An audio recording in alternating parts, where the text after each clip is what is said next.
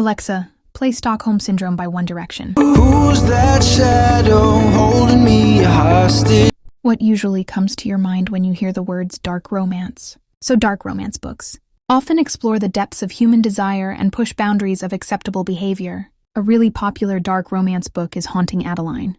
It is part of the Cat and Mouse duology by H.D. Carlton and is rated 3.96 on Goodreads. Trigger warnings for SA and GRIP, kidnapping and human trafficking, stalking and graphic violence. Long story short, it is about a love story between a young author, Adeline Riley, and a stalker, Zade Meadows. So Zade stalks Adeline, kills a few people including human traffickers. I found this book through Bookstagram, and it's extremely popular as a dark romance book. People worship Zade like he's God, with reels and TikToks of Chuck's teen and the mirror scene. However, Zade was instantly obsessed with Adeline after one look at her. He even murdered Adeline's partner out of protectiveness and jealousy. Literally right after he sees her, he goes, "And I know I'm about to do something bad. I know that I'm going to cross lines that I will never be able to come back from.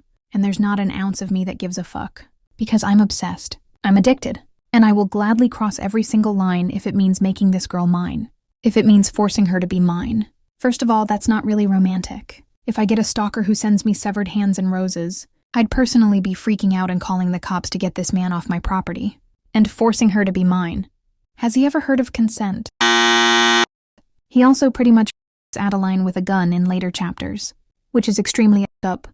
And he also pretty much uses Adeline being turned on as an excuse or even consent on her part for his assault. However, it really isn't consent. In the chapter he says to, quote, "Take these off. My lip trembles and a single tear slides down my temple. Please don't do this." Adeline was crying and begging him to stop. That is not consent. She also says, "I want to cover my face because I know he's feeling my body's betrayal." Just because she's aroused by whatever the hell he's doing doesn't mean that she consents to it. She even said that her arousal is a betrayal by her body. Just because her body responded to the gun in her body doesn't mean that she wanted it. She was raped, full stop. Zade then goes, "As much as I hate to say this to you, I'm no stranger to a woman's pussy and what it feels like when it weeps for me." Adeline curls her lip in disgust and says, "Last time I checked, most girls weep because they're upset. Take a hint. Clearly, she's upset. She's not okay with what Zade's doing. That's not called consent." I always see people online saying that Adeline was okay with what Zade did and that Zade didn't SA her, but it's so clear that it's SA, and the amount of people romanticizing it is insane. More lines by Adeline shows more proof that she in no way consented to Zade her with a gun. Pure terror washes over me, and it takes all of my strength to keep from full-on sobbing. Holding a gun to my head is far less intimidating than it being held between my legs. He has her at gunpoint and forcing her to come. This isn't romantic. This is psychotic and assault. Just because Zade saves little girls from human traffickers doesn't justify him Adeline. She constantly mentions feeling shame for feeling pleasure from that. My body is full of rage, humiliation, and shame. I know this. And is this what trauma does? Knowing you've been violated but your body chooses to go numb instead? Disgust at myself, my body, for feeling anything else. And disgust that he is taking something that I didn't willingly give.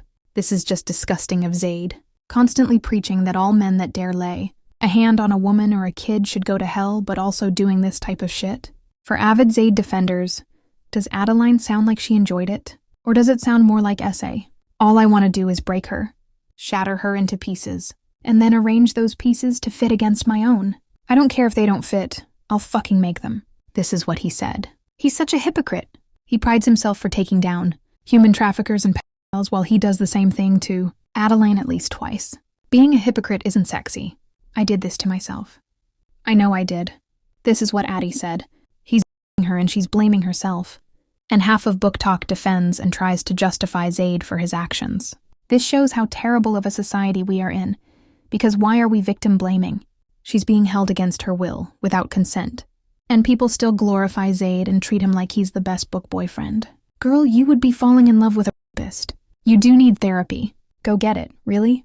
Even rape, we listen and we judge. Mind you, people choose him over actual good characters like Ravi from AGGGTM or Wes from Better Than the Movies. Are you saying you're my daddy? That's right, baby, and you're my good little girl.